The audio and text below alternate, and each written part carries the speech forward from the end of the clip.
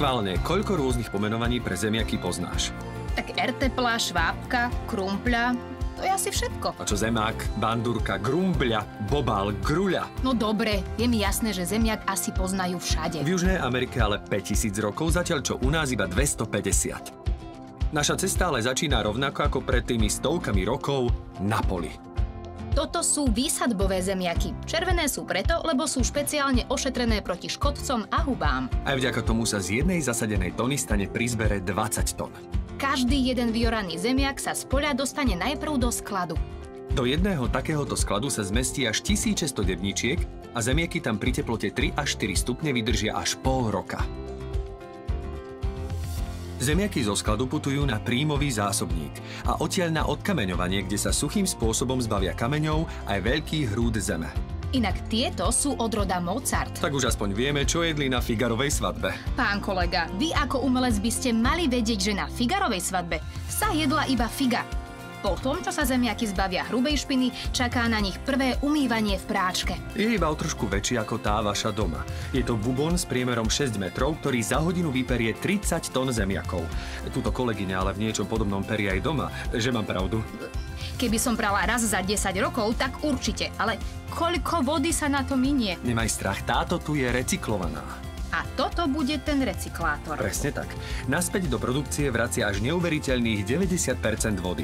Po vypratí zemiaky smerujú do polišera. Ako myslíš, leštičky? Áno, na rozdiel od bubna práčky má polišer aj rotujúce kefy, ktoré zemiak očistia na 90%. A čo sa robí s tými zemiakmi, ktoré sú, povedzme, nie tak pekne? Neboj sa, nič sa nevyhodí. Idú ďalším spracovateľom, ktorí ich očistené dodávajú reštauráciám alebo putujú na spracovanie ako biopalivo. Vypraté a vyleštené zemiaky následne ešte čaká vysušenie. Točením sa na špeciálnych filcových valcoch sú takmer dokonale suché a pripravené na záverečné triedenie. Všetky zemiaky sú rozdelené podľa veľkosti. Ja viem, počúvaj. Podrozmer, nadrozmer, prvá trieda a druhá trieda. Vidím, že si sa pripravovala. Tak potom možno budeš vedieť aj to, koľko rôznych odrôd zemiakov existuje. Ha! Len u nás je ich vyše 20.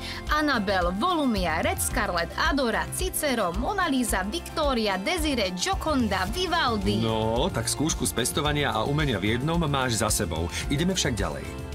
Roztriedené a naložené zemiaky ešte musí skontrolovať ľudské oko. Žiadne skenovacie zariadenie by to nedalo lepšie ako oko nás žien. O tom nepochybujem. Tieto dámy sa starajú o to, aby všetky zemiaky, ktoré nespĺňajú požiadavku na kvalitu, neprešli do poslednej fázy. Myslíš balenie? Áno. Umyté, vysušené a pretriedené zemiaky sa podľa požiadaviek jednotlivých predajcov zabalia a odvezú do skladu, kde ich už čaká cesta do obchodu a odtiaľ k nám domov. Aj napriek tomu, že zemiakov zjeme ročne až o polovicu menej ako pred rokom 1989, aj tak ide o slušné čísla. U priemerného Slováka je to zhruba 40 kg ročne. Tak čo si dnes urobíte? Zemiaky varené, opekané, zemiakovú kašu, francúzske zemiaky? Alebo hranolčeky, šalát, prívarok, placky alebo zemiakovú polievku? Vieš čo? To už necháme na divákov.